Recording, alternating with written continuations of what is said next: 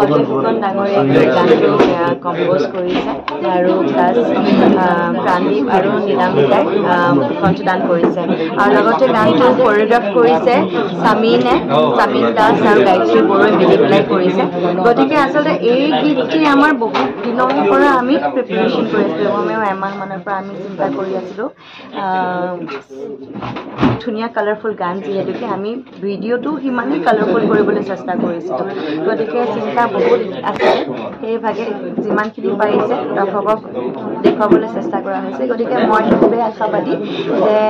গীতটি চাই অসমবাসী ৰাইজে খুবেই বেছি ভাল পাব আৰু এই গীতটি যেতিয়া আকৌ মঞ্চত দেখিব তেতিয়া আৰু বেলেগ এটা ৰূপত দেখা পাব গতিকে বহুত আশা আছে যে অলৰেডি যিহেতুকে ট্ৰেণ্ডিঙত আছে এই গানটো আৰু আগবাঢ়ি যাব বুলি আশা কৰিছোঁ জানমণি বুলি আপোনাৰ আচলতে মোক খুব বেছি এক্সাইটেড হৈ আছে যে তিনিখন নাটকতে বেলেগ বেলেগ চৰিত্ৰ দিছে মোক প্ৰথমতে আমি কৈছোঁ নীলা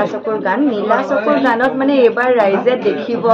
অকল নাচি থকা ছোৱালীজনীকে নেদেখে এইবাৰ মানে একদম বেলেগ ৰূপত দেখা পাব এতিয়াই কৈ নিদিওঁ সেইখিনি চাবলৈ আপোনালোকে থিয়েটাৰলৈ আহিব লাগিব কিন্তু আহিলে কিন্তু দেখিব বিৰাট সাংঘাতিক ৰূপত দেখা পাব এইবাৰ নীলা চকুৰ গানৰ প্ৰথমখন নাটক আমাৰ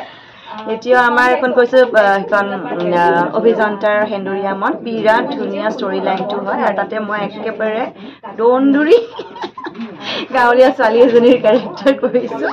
আৰু বিৰাট ভাল লাগিছে সেই চৰিত্ৰটো আৰু সংলাপবিলাক আচলতে খুব ধুনীয়া ধুনীয়া সংলাপ দিছে ধ্ৰুৱজ্যোতি শৰ্মাই দাই গতিকে সেইখন নাটক কৰিও খুব ভাল লাগিছে আৰু এতিয়া কাইলৈৰ পৰা আমি আৰম্ভ কৰিম অভিজিত ভট্টাচাৰ্যদাৰ ৰাজপথৰ ৰাজকুমাৰী গতিকে সেইখন নাটকো খুবেই বেছি ভাল হ'ব বুলি আশা কৰিছোঁ যিহেতুকে এতিয়ালৈকে আমি আখৰা আৰম্ভ কৰা নাই খুব বেছি ক'ব নোৱাৰিম কিন্তু ইমানখিনি জানো যে নাটকখন খুব ষ্টৰি লাইনটো খুব বেছি ষ্ট্ৰং আৰু যিকেইটা গান লোৱা হৈছে এটা গানটো আপোনালোক অলৰেডি শুনিলে কাজল আনি দিম বাকী দুটা গানো খুব বেছি ধুনীয়া আৰু এনেকুৱা নহয় যে অকল এখন মানে নাটকতে গুৰুত্ব দিয়া হৈছে ৰাজপথৰ ৰাজকুমাৰ এনেকুৱা নহয় তিনিখন নাটকতে আমাৰ প্ৰডাকশ্যনৰ ফালৰ পৰা সমস্ত মানে ছাপোৰ্ট দিয়া হৈছে নীলা চকুৰ গানৰ যিটো ৰোমান্টিক গান হয় যিটো টাইটেল ট্ৰেক হয় অজয় ফুকনে তেখেতেই কৰিছে গতিকে সেই গানটো খুব ধুনীয়া আৰু এটা লগত দুটা গান আছে আৰু ইফালে আমাৰ অভিযন্তাৰ তাতেও খুব ধুনীয়া ধুনীয়া দুটা গান আছে গতিকে আশা কৰিছোঁ এইবাৰ মানে অসমবাসী ৰাইজে আমাক চাবলৈ যাতে আহে আমাক সেইকাৰণে চাগে প্ৰতিটো কৰ্ম কৰোঁতে যিটো বিশ্বাস লগত থাকে বিশ্বাসৰ কাৰণেই চাগে বস্তুবিলাক ভাল হয় আৰু ইতিমধ্যে ৰাইজে খুব মৰম দিছে গীতটি ট্ৰেণ্ডিঙত আনিছে আপোনাৰ কেইটা গান আছে ইয়াতে গোটেই তিনিখন নাটকতে মোৰে গান থাকিব আৰু মোটামুটি 8-9টামান গান হ'ব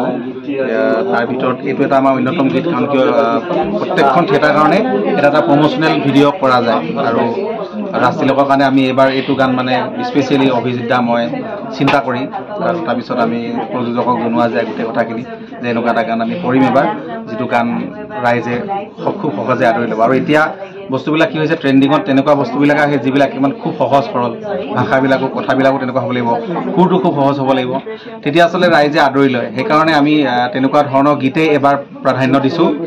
ক'ভিডৰ পিছত মানে অকণমান চেঞ্জ হৈ গৈছে গোটেই আচলতে পৃথিৱীতে আচলতে সংগীত বুলি নহয় গোটেই বস্তুবিলাকে চেঞ্জ হৈ গৈছে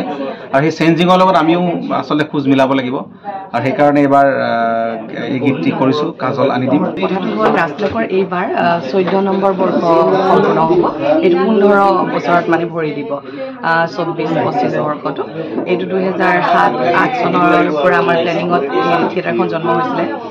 তেতিয়া ৰাজ তিলকখন খুব আদৰেৰে আমি বহুত বেছি অভিজ্ঞতা নথকাকৈয়ে কৰিছিলোঁ তো তেতিয়াৰ পৰা ভগৱানৰ কৃপাত আমি এটা কথা সদায় গুৰুত্ব দিছিলোঁ ৰাজ তিলকৰ নাটক কেইখন যাতে সুস্থ সমাজলৈ ভাল মেছেজ এটা যোৱাকৈ এখন সুস্থ সমাজ গঢ়িব পৰাকৈ ধুনীয়া এখন